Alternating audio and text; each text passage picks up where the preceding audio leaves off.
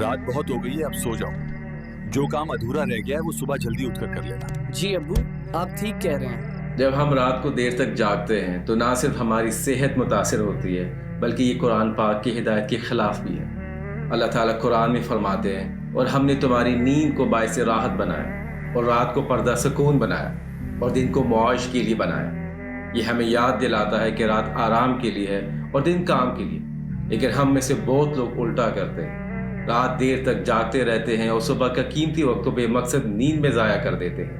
नबी करीम सल्लल्लाहु अलैहि वसल्लम ने भी सुबह के वक्त के काम में बरकत की दुआ फरमाई।